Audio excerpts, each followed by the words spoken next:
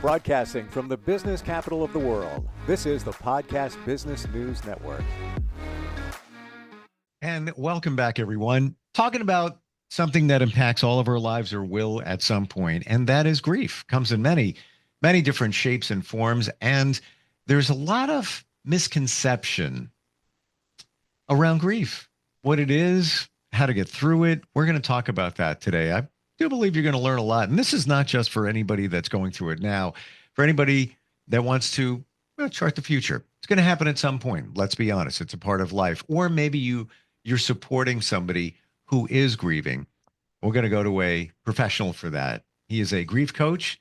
His practice is called the Good Grief Journey. Cam Taylor joins us once again here on the program. Hey, Cam, how you doing? Doing well. Good to be here.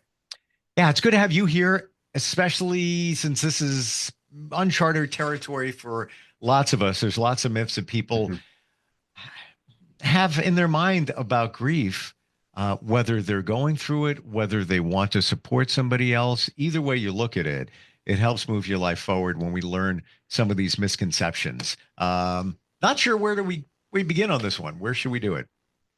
Well, let me give you one of the big ones I hear that I run into, and that is people say that grief and mourning are the same thing. And I just want to pull those apart and distinguish the difference, because it's a very important distinction that once I discovered it, I thought that's exactly what I needed and what other people need. And this is defined by Alan Wolfelt, a person that I've really looked to for guidance in this area, but I've come to really own it for myself. Grief has been described by Alan, and I do the same thing, as the internal processing that goes on after a loss. So that's the emotion, that's our reactions and our bodies, and that's so vitally important. But if that's all that you have, I do not believe that you will grieve thoroughly and well. You need the other side, and that's mourning. So grief is internal.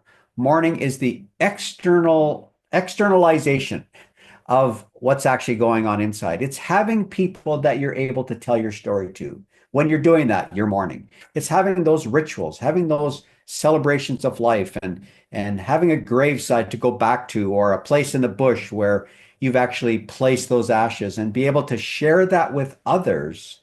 That's the mourning process. And we need, I believe, both of those. It's not enough to have your own journey internally. You need to get that outside of yourself and involve others on that journey.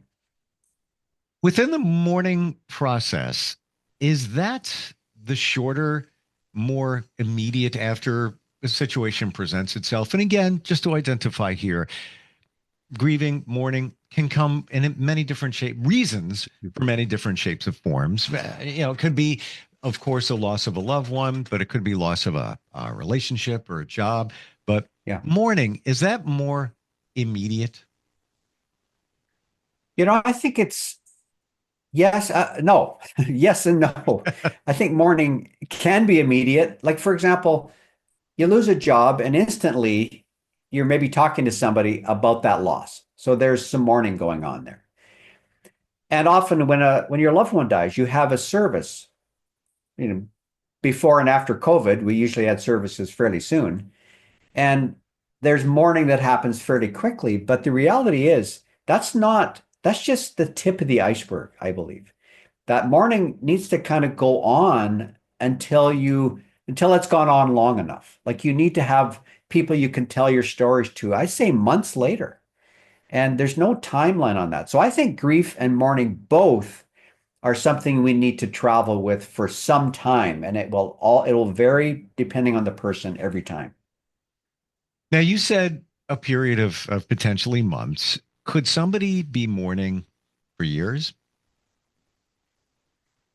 For sure. And I think that's the other observation I've made, and I've read a lot about this. There will be the stats vary, but around 15% of people who've had a significant loss will stay in a state of prolonged grief for a long period of time. Whereas they say 85% have the wherewithal, the resiliency to eventually go through the hardest parts of their grief and be able to make sense of life and move on with their life in some form or fashion. So Mm. some people, it can be months, others, it is years, others, it's years, and it's very similar to the day that the loss happened. And for those people, they need deeper help and do some deeper work for sure. Lots to talk about here, and we're going to go deeper into the misconceptions of grief. But I want to just get a better lay of the land, if you will. We have grieving, we have mourning. Mourning seems that it can be more immediate, and I'm wondering if if grieving goes longer than mourning, or could they one be more than the other? Could they ride hand in hand with each other? Just trying to break those two words down. Yeah, and I do think that oftentimes people just use the word grief or grieving, and it encapsulates some of the mourning aspects by the definitions that I'm using. Mm, So I think the thing that really has helped me is that, people ask, when does grief end? Will my grief ever end? And the answer that I've come up with is no, mm. because grief is something that stays with us throughout our lives. Now, definitely it diminishes. There is a reduction in the intensity of it. But the way I look at it is if we're grieving in a healthy way, and I'd also say mourning in a healthy way, we're including others, they know our story, we're traveling together.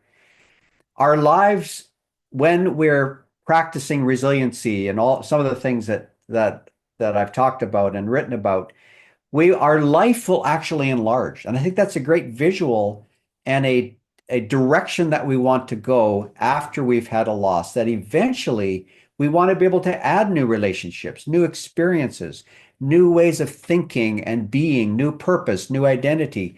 And as your life grows, that grief, which used to be your whole life when it happens, that loss, actually stays as a part of your life, but because your life is enlarging, then the grief has less of a hold on your life. That's one way that's really been helpful for me to think about that.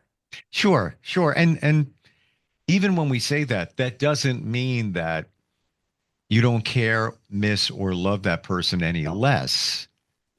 Just want to state that, because I think there's a lot of guilt that exactly. comes into play there where, well, I didn't think about them today, or I'm having fun um, kayaking with a bunch of friends, but I always used to kayak with my loved one who's no longer here. Does that mean I don't feel the same way about them? And no, there's that has nothing to Yeah. do with it, right? No, exactly. And I remember distinctly a day that happened for me, this whole idea of maybe thinking of them a little bit less, but not thinking less of them. And I was out bike riding, and my wife Vicky and I used to ride a tandem bike. So we'd go everywhere on it. We did long road trips and we had wonderful experiences on this tandem bike. And it had been a few weeks after she had passed away, and I'd been gifted a nice gravel bike by her work, and I was enjoying that. And I was Mm, traveling out in the middle of the country by my house, and I had this thought that hit me. I don't miss my wife right now. Now, with that came this wave of guilt. I yeah. can't feel that way. But then as I process this, I'm like, what is that? Why am I thinking that? I'm thinking that because I've sort of come to terms to the fact that she is not coming back. And that's a part of what you need to go through. You have to get to the point where you no longer have to have them back in your life. You've been able to let them go. And that for me was a bit of that was a line, not a bad line, but it was a shift that happened. Now it's a relationship of memory. Mm. It's no longer a relationship of having her presence with me. And I could ride my bike, think of her, think of the places we would go, but I was actually feeling alive and enjoying this exercise and nature and this activity that her and I loved, definitely, but I didn't miss her the same as I did just a short few days before that. Going to go a little bit deeper here and expound upon what you just said. And we're going to get back to the misconceptions of grief in just a moment. But did you have this feeling, Cam, of I'm biking, she's not with me. You had that moment of guilt, but did you reframe it, or have you reframed it, or should we reframe it by thinking, wow, this person instilled in me this biking thing, and Mhm. I love them for that. They're not here. It's a different time and Yeah. situation, but I have a love for them just in that alone, that I can continue doing this, but I realized my love there. That's one question. And then I guess part two of that is, do you ever think, or should we think, that that person is just not here? They're still around, Yeah. maybe someplace else, but they're just not here right now. Is that Mhm. healthy? So kind of a two-part question there. Yeah, I think it is. And when I think about the love that I have, and I say have present tense for my first wife. Now I've remarried, 4 years later. I have love for my current wife, but that does not change or diminish the love that I feel and have for my first wife. So I think it's the ability, though, I think, to hold both of those without it seeming kind of odd or is something off. No, you can have lost something and have love for that person and then have love for somebody else. I think the other reality is that I always looked for ways to carry the memories that we had with us. And one thing I did, as soon as I got this new bike, I put a decal on the front bar of that bike, and it's in the handwriting of my wife. So my bike is named Vicky. And when I'm riding, I'll think of that. I've sent pictures to her family, those that knew her, and I'm out here on this new bike and I'm remembering Vicky and all the good times we had. And I still will have memories of our times together. And that doesn't diminish the life I have now or make that any less significant. I feel like I can hold both. I can hold that memory, that love, and hold my life now with incredible amount of joy and anticipation at the same time. And that's, I Beautiful. think, a gift. Beautiful. Yeah, Yeah. Again, she's with you, in that's right. a different way. Um, Yeah. Back to the misconceptions. I've always heard that there are 5 stages of grief, and we have to go through all of them, and blah blah Mhm. blah. Misconception. Definitely. Mm. Yeah, the misconception that grief has a linear pathway that everybody follows. And definitely the framework or the pathway that is quoted often is the Kubler-Ross 5 stages of grief. And one thing that I found very interesting, I've done some reading on the founding, where that came from originally. Originally, it was for those who actually were dying, and it was describing their stages before death. But even in the future use of those phrases, Kubler-Ross never intended for that to be linear. Mm. And so I appreciated hearing that because it wasn't so much what she did, it's what we did with those stages. We tried to make it easy. And I think that's what happens sometimes. We humans, we like formulas. We like certainty. We like to know that if when this happens, then this happens. And grief is way messier than that. Now, it's not to say that you won't experience anger, blame, denial, all those things with loss. And definitely you get to a place of, okay, I've accepted it. So it's not that those are wrong, but those aren't normative for everybody. I would say I had very little anger after my wife died. So did I miss that stage? Was something wrong with me because I didn't go through that? No, it's because we have to enlarge the categories, enlarge the language that happens when people go through loss and experience grief. It's much more diverse. And I wrote a little article, 50 ways to grieve your losses. There's not Mm. five there, and Yeah. there's more than 50, but there's physical reactions. There's what happens in our emotions. Our mind has all kinds of reactions, and I could just list them off, which I won't. But the misconception is it's all nice and tidy and neat and orderly and just follow the stages through and you'll be on your way. That is not true. In one way, it's good to hear the stages, just get a baseline, but then bad in another way, because somebody could say to themselves, I'm not feeling anger, but that's one of the five stages. Mhm. Well, maybe I'm not grieving right. Maybe I don't love them Yeah, as much as I should, or and all of that. It just it opens up the exactly. proverbial can of worms in somebody's mind. So good in a way, not so good in another. Yeah. Always heard this: you should move away from grief and not toward it. Misconception.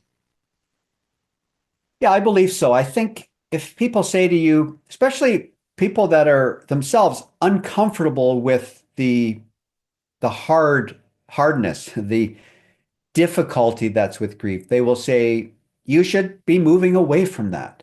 Don't you want to get on with your life? And people try to they come with an agenda for grieving people because they want them to feel good again, or they want them to let that job that you lost go and go find another job or whatever it is. And I think that the only way to grieve well is to go through it. Yeah, yeah.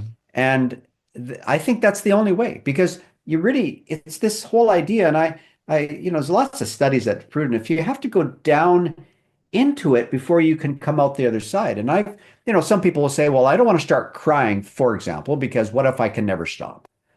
Well, that has never happened. Yeah, yeah. You will actually find relief. Let's just talk about tears for a minute. It's actually built into us at birth as a way, as a mechanism to bring healing, to heal the toxins that are in our body. So when you're grieving and you're feeling sad and you're about to break out in tears, let them happen. Don't move away from that because that's the very emotion, the very feeling that you need to go down into. And guess what? There is going to be a bottom there that you'll actually start walking up the other side of that dark valley. And it happens in stages and it's not neat and tidy, but I do believe going through it is definitely the way to get to the other side, not avoiding it.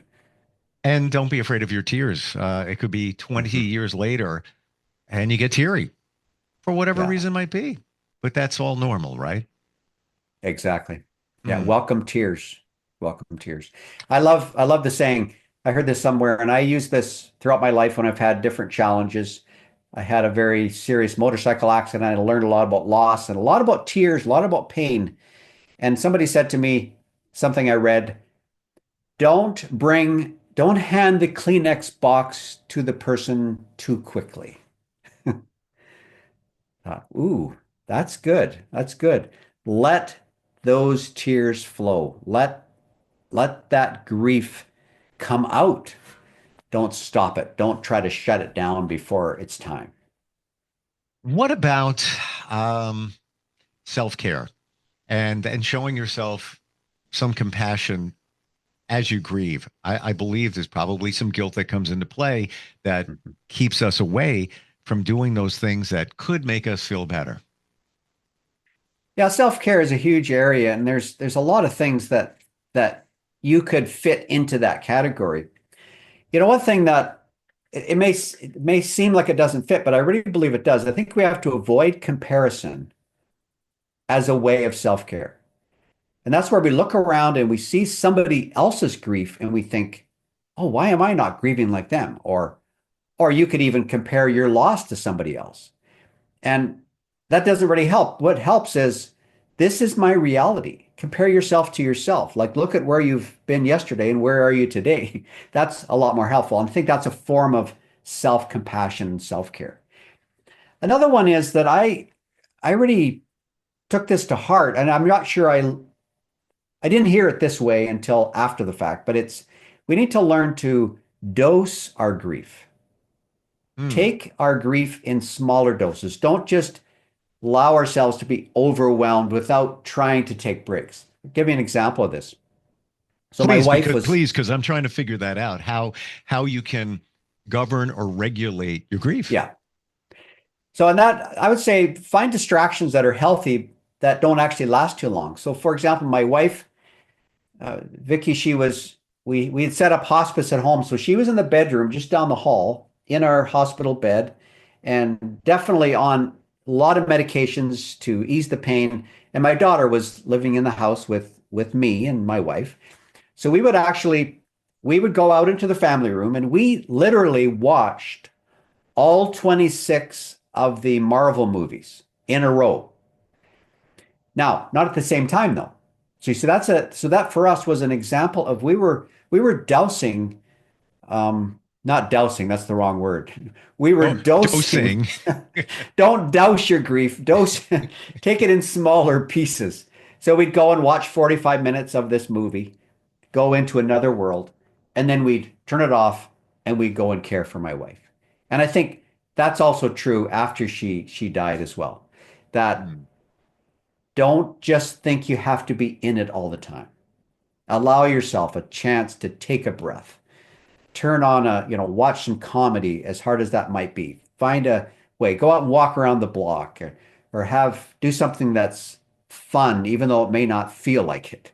And that's another type of self-care that's so totally important. One other quick one or brief one is this. Sure. Don't forget to look after those basic needs that you have. Go to bed at a regular time. Even if you can't sleep, get into some kind of a rhythm. Eat healthy meals.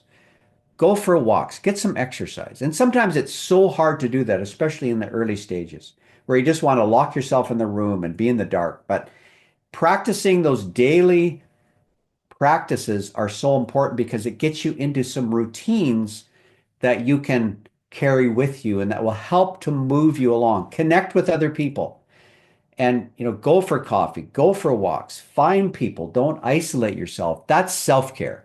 That's looking after yourself when you're grieving. Such great advice. We're just about out of time. I know there's more that we wanted to get to today, so perhaps we could jump back to that next time. That sounds good. Yeah. Um, but thank you for breaking a lot of these things down with the misconceptions because, you know, till we met, I would hear the five stages, for example, and think that that is the formula. That's the Mhm. roadmap, the GPS to go through grieving, but maybe not so much, and definitely Yeah. not in equal installments of those, five different stages. Cam, what's the best way to connect with you? Best way is to go to my website, goodgriefjourney.com, and I've got different free resources. I also have my new book, Unlocking the Mystery of Grief. A lot of what I'm talking about is really nicely laid out in short chapters where you can read about this stuff and just learn and actually journal some of the things that you're learning. So go to that website and connect with me. You want to reach out, I've got a way for you to do that as well. And I look forward to staying in touch. Oh, I look forward next time we get together. Thanks so much for today. Okay, thank you. Appreciate it. We'll be right back.